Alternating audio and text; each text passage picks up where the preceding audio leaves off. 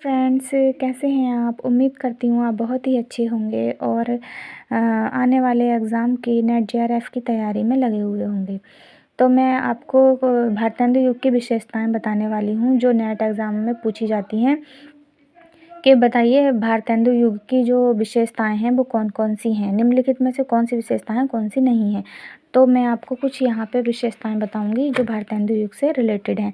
जैसे राष्ट्रीयता की भावना, राष्ट्रीयता की भावना, श्रृंगारिकता है, भक्ति की भावना है, प्रकृति का चित्रण है, हास्य व्यंग, समस्या पूर्ति, काव्य भाषा, छंद हैं, प्रबंध काव्य, मुक्तक काव्य की प्रधानता, अंग्रेजी भाषा का विरोध, सामाजिक चेतना का विकास, काव्य अनुवाद की परंपरा, नारी को सम्मानजनक स्थान। ये भारतेंदु युग की विशेषताएं हैं।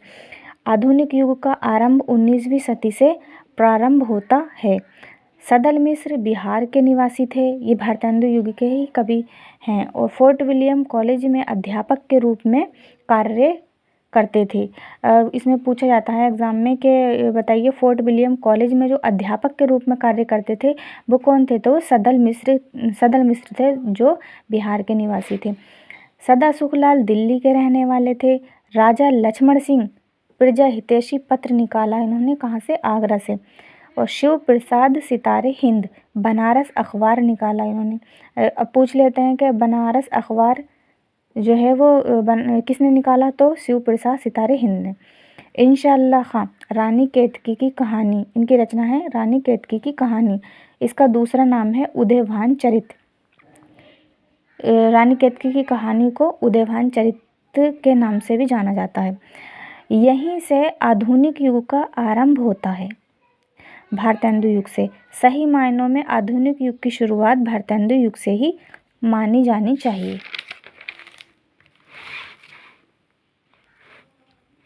भारतेंदु युग को पुनर्जागरण काल भी कहा जाता है। अब भारतेंदु हरिश्चंद्र के बारे में देख लेते हैं थोड़ा सा। पिता का नाम इनके था गोपाल चंद्र गिरिधर दास। भारतेंदु की उपाधि इनको 1880 ईस्वी में मिली। भाषा शैली इनकी वर्णात्मक और इतिवृत्तात्मक।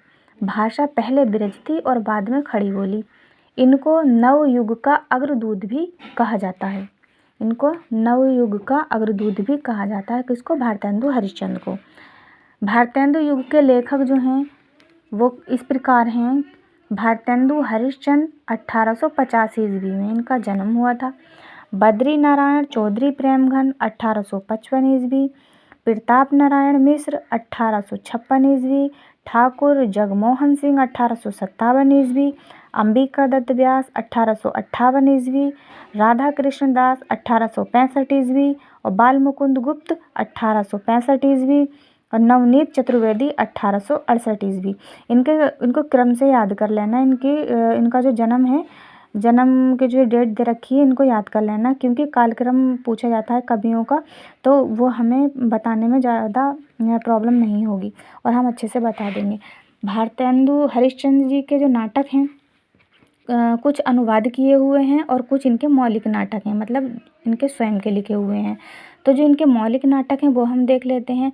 बेदी की हिंसा हिंसा न भवती 1873 ईस्वी और प्रेम जोगनी 1875, चंद्रावली 1876 और विषय विषमोषधम जो इनका नाटक है इसको भाण नाटक भी कहा जाता है। पूछ लेता है कि निम्नलिखित में से बताइए भारतेंदु हरिश्चंद्र जी के जो नाटक हैं वो किस नाटक को भाण नाटक कहा जाता है? तो वो है विषय विषमोषधम।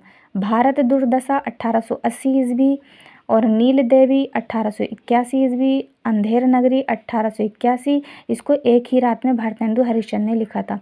और सती प्रताप 1883 ईस्वी, ये इनका लास्ट नाटक था जो अपूर्ण रह गया, जो इसको अधूरा नाटक माना जाता है। इसको हम ट्रिक से याद कर सकते हैं।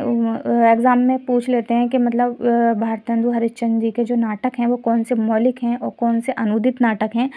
तो हम ट्रिक से याद कर लेते हैं कि बे प्रेमचंद्र विश्व भारत नील अंध सती। इसको अगर हम याद कर लेंगे, हम मौलिक नाटक याद कर लेंगे तो अनुदित नाटक को हमें याद करने की ज़रूरत नहीं पड़ेगी, क्योंकि हम इसमें से ही छांट लेंगे।